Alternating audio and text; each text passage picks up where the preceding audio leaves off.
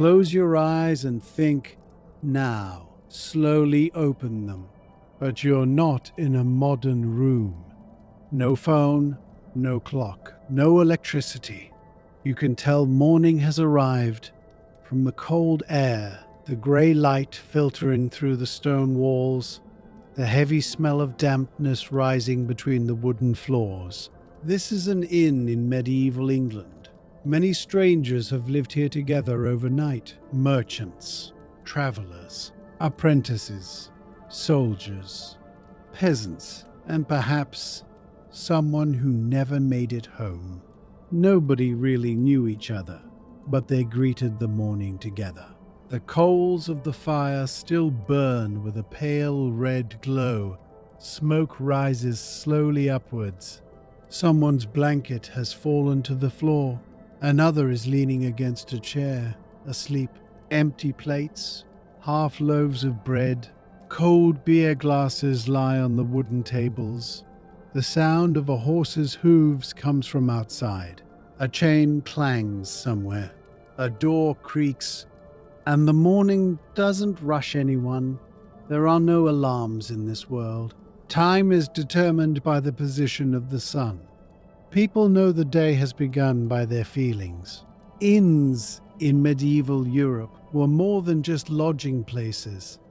They were hubs along the roads. Here, news stopped, gossip spread, weariness was shared, and lives intersected for a brief moment.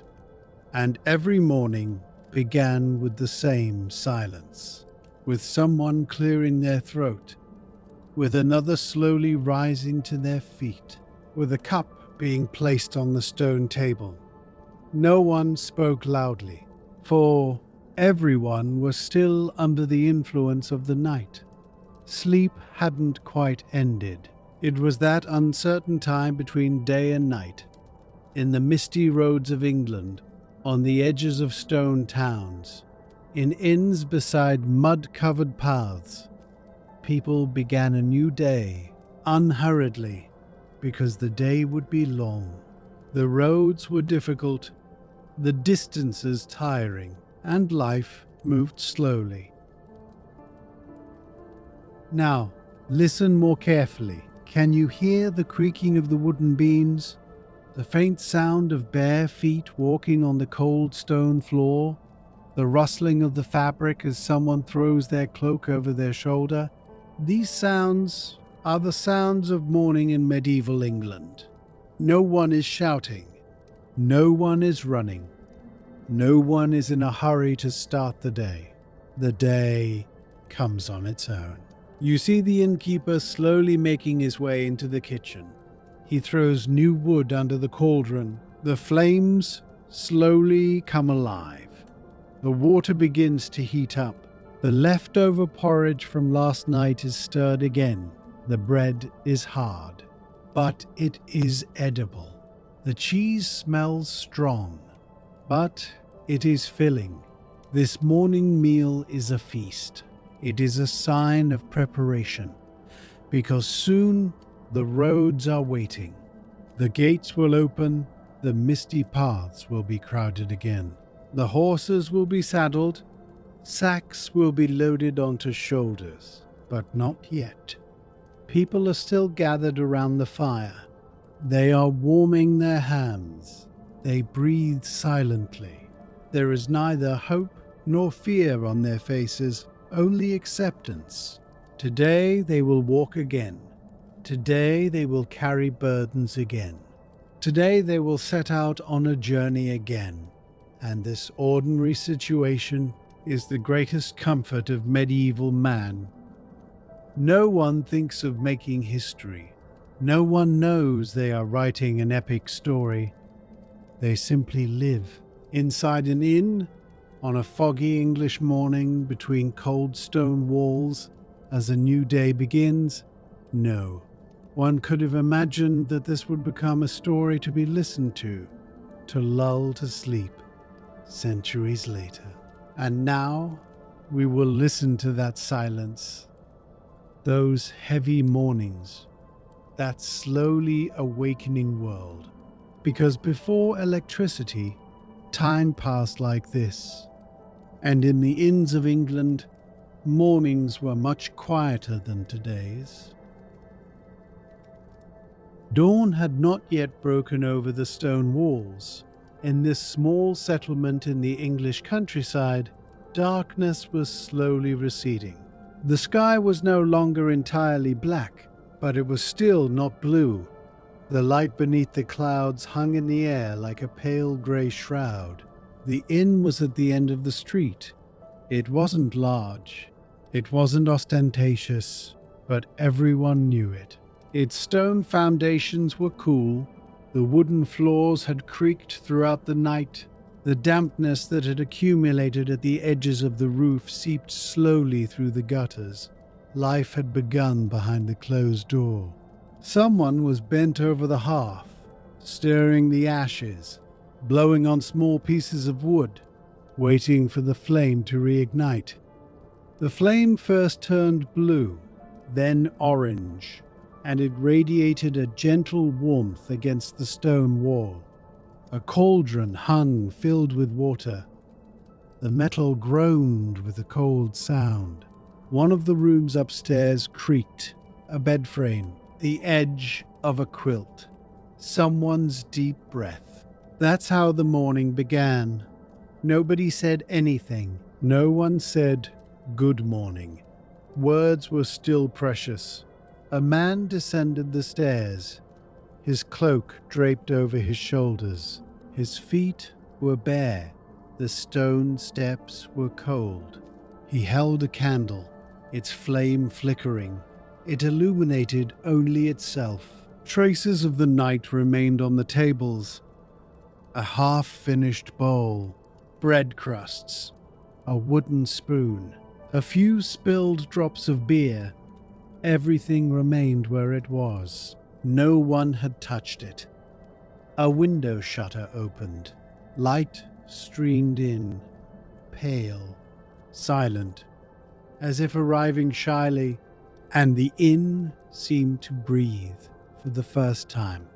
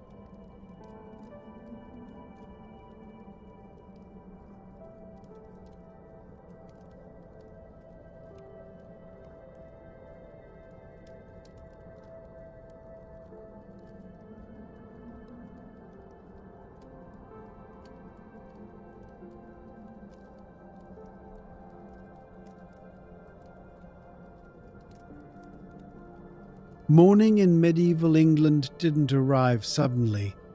It didn't begin abruptly with the ringing of bells, nor did everyone wake up at once. Morning seeped in slowly. The coolness of the night was still palpable within the stone walls.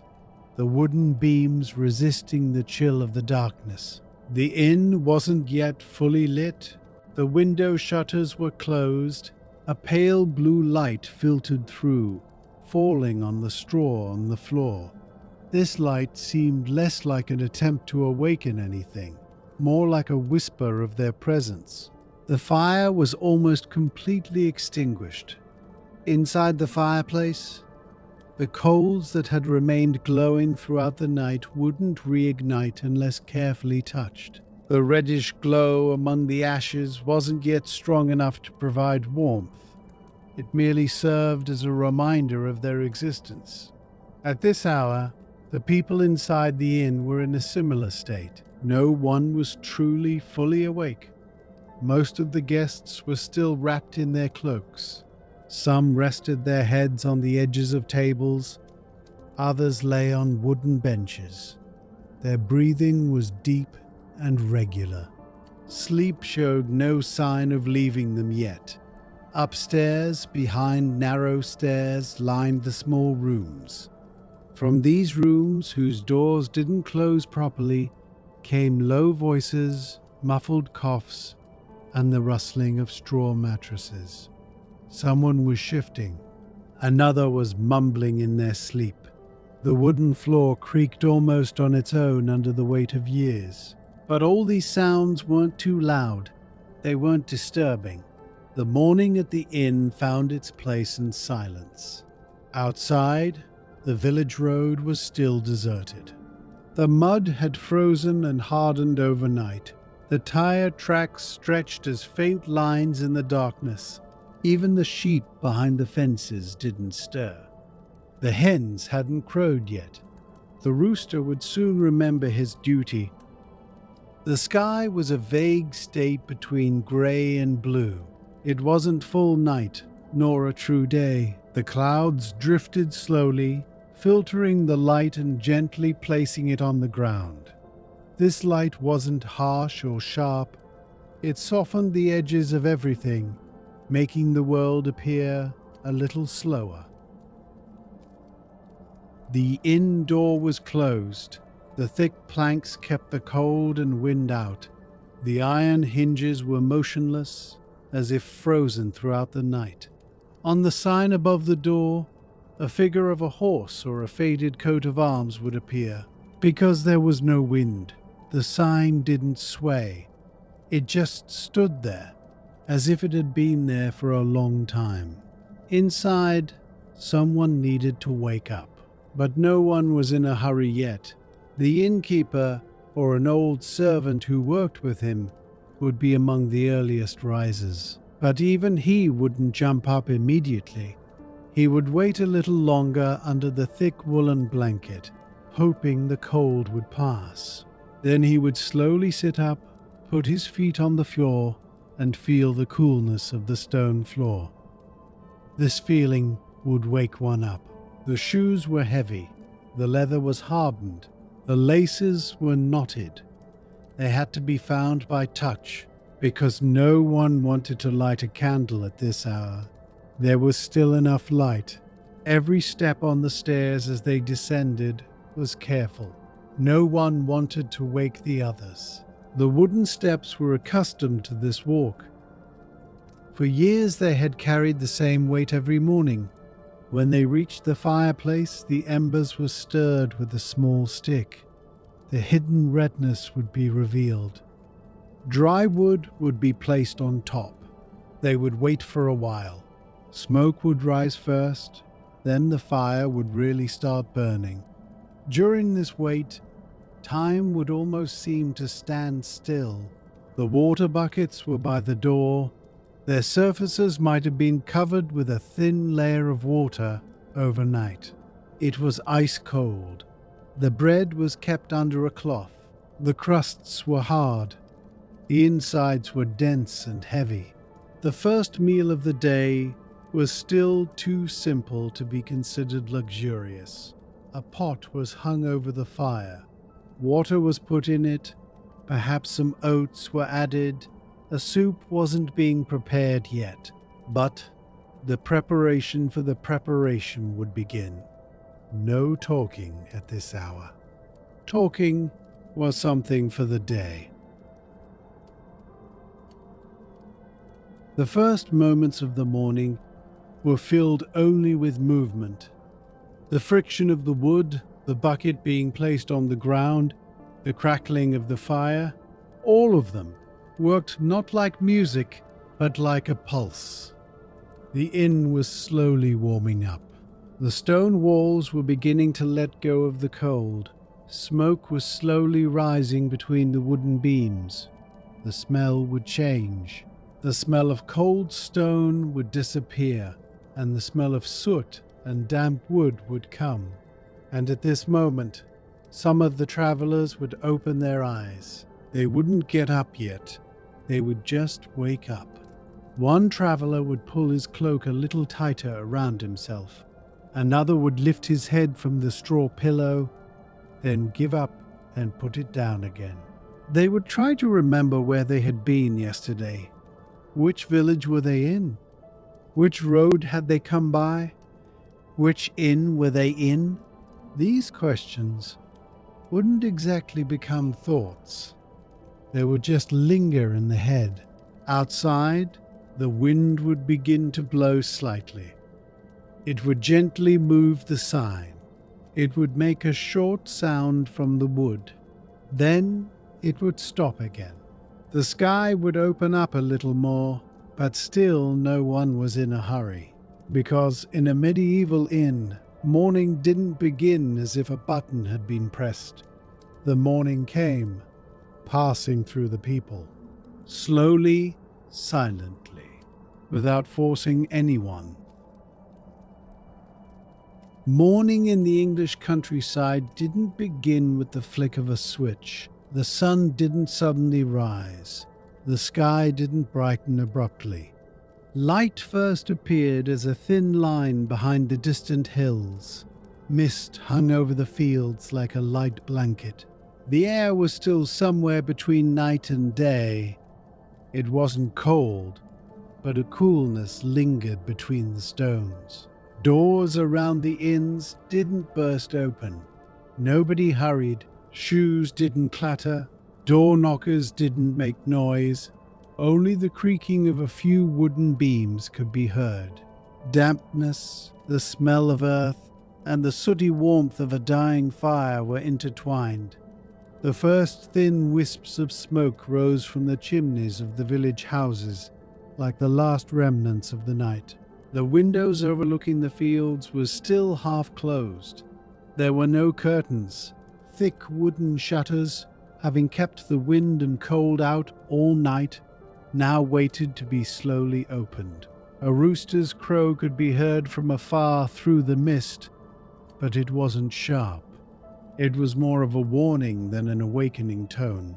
People weren't talking yet, because the first moments of dawn in medieval England were not meant for words. It was a time of eyes adjusting to the light, bodies slowly rising, and hands slowly opening. The ground was wet. The dew that had fallen throughout the night had made the grass gleam like silver. Shoes hadn't yet set out on the road. The tire tracks waited silently in the dark mud. The whole village, though stirring inwardly like a large animal awakening from sleep, remained silent. The first sound in the inn courtyard would be the sound of a door, not a person's. The side door would slowly open, the hinges creaking softly. When a bucket of water was placed on the floor, it would echo with a solid thud. A horse would raise its head and breathe, steam rising from its nostrils. The smell of hay was palpable in the stable. The animals had moved throughout the night, leaving tracks as they passed. A hoof would tap lightly against the stone floor, then stop. In the distance, a cartwheel might creak. But this didn't mean the journey had begun. It only indicated that someone had woken up. A few shadows would appear on the village roads. They were tightly wrapped in their cloaks, their heads bowed, their hands not in their pockets but hidden beneath their cloaks, trying to protect themselves from the cold. The sun would slowly begin to rise, but its light wasn't very bright. It was a dull sight. The mist softened the light, making everything a single color: gray, blue, earth tones. The colors didn't call out loudly. They simply existed. Before people could speak, the sky would have made its decision. Was the day coming? Yes, but he wasn't in a hurry. The morning was becoming a slow acclimatization, not a race, in medieval England, and the world around the inn repeated this with every breath. The interior of the inn wasn't suddenly illuminated by the first rays of morning light. The sun didn't cast a sharp beam of light through the windows. Light filtered through the thick panes of glass, spreading throughout the room. Dust particles floated in the air, seemingly suspended. Ashes from the fire that had died down during the night still lingered in the hearth. The black color of the coal cast a faint shadow on the stone walls. The tables were empty. The wooden surfaces retained the dampness of the night. Cups lay overturned, lined up along the edges. The long benches, though untouched, seemed to remember the weight of human presence. The floor had a slight incline, bearing the marks of years of footsteps. Some of the planks creaked, but the sound wasn't very loud. It was as if the inn itself, waking up, didn't want to disturb anyone. A low sound of movement came from the rooms upstairs, someone turning in bed, the quilt slipping, the wooden frame creaking softly. There was no conversation, no laughter. There was only the sound of the buildings, the wood, and the stone slowly adjusting to the day. The air inside the inn had grown heavy. The smells of smoke, candles, sweat, and old wood mingled together. But it wasn't a sharp scent.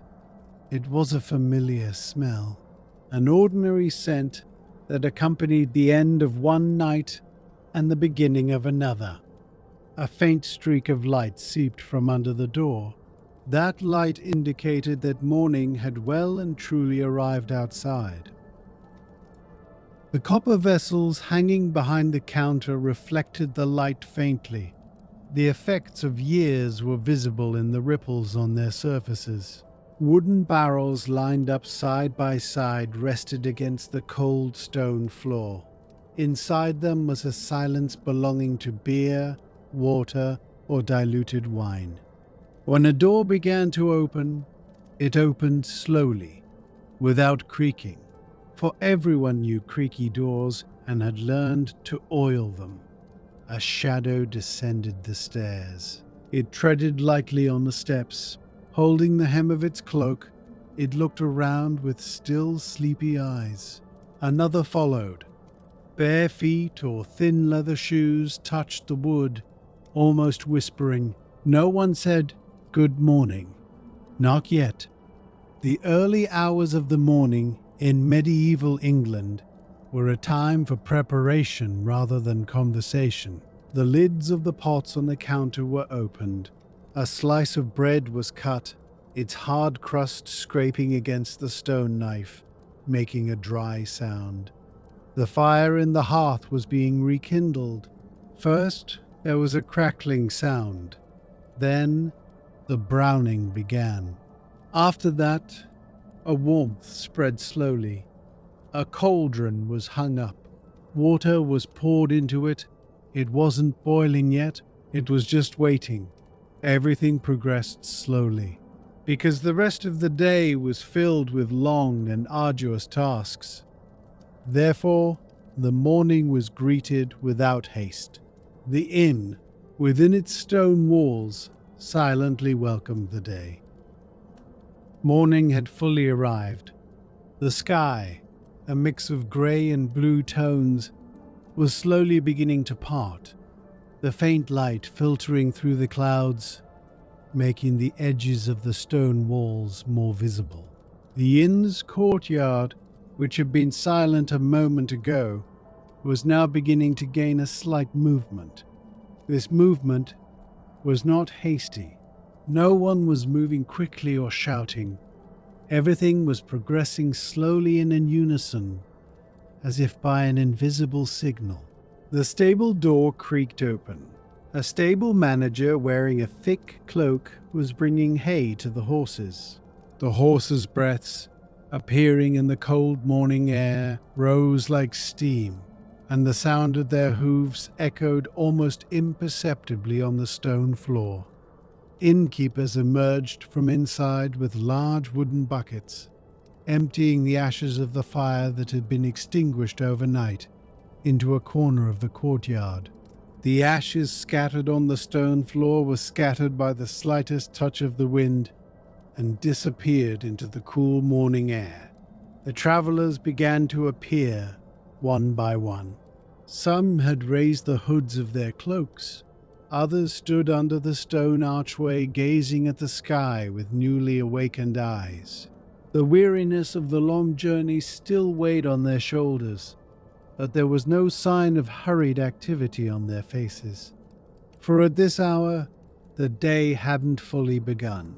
The bells hadn't rung yet. There was no sound from the marketplace. The streets were still empty. Only the inn's courtyard greeted the day. A woman spread a tablecloth on a wooden table and placed bread and cheese in earthenware pots. The dull clinking of knives on the wood blended with the morning silence. In a corner, an old man opened his leather bag and pulled out a parchment that looked like a map. His hands moved slowly as he smoothed the parchment. It was as if time itself was moving slowly. The inn was no longer as dark as it had been a few hours earlier, but it still had a dark atmosphere. Remnants of the night lingered in the stone corners and shadows. The sun streaming through the windows made the dust particles visible, filling the air with a light mist. This wasn't a sudden awakening. It was a moment of transition, from night to day, from silence to movement, from sleep to departure. This inn in the English countryside had witnessed many mornings over the years. Many travelers had stood on the same stone floor, exited through the same door, and followed the same misty paths. Perhaps north, perhaps to London, perhaps to the seaside towns.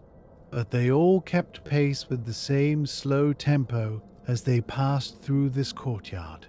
Because medieval mornings didn't begin suddenly like they do today. The day didn't descend upon you abruptly. It revealed itself slowly, just like in this courtyard. And now, the last few travelers standing before the inn door were adjusting their cloaks and hoisting their loads onto their shoulders. The horses were being prepared. The saddles were tightened. The wooden door slowly closed. And the inn began to disappear into a new day. And we too, as we leave behind the slow pace of this morning, can remember the silence within those stone walls. The unhurried steps, the dying embers, the misty courtyard. For sometimes history isn't about wars or thrones, it's about moments like these. In the middle of a silent morning, if you enjoyed this slow journey, don't forget to subscribe to the channel, and let's explore the most peaceful moments of history together. In the next video, we'll meet again on a different sleepy morning, another old road, another silence.